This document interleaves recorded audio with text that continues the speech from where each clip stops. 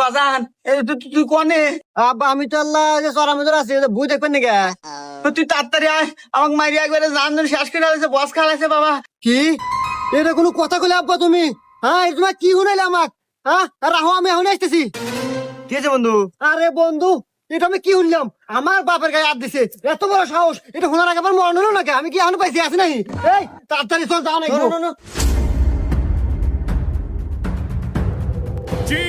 Baahubali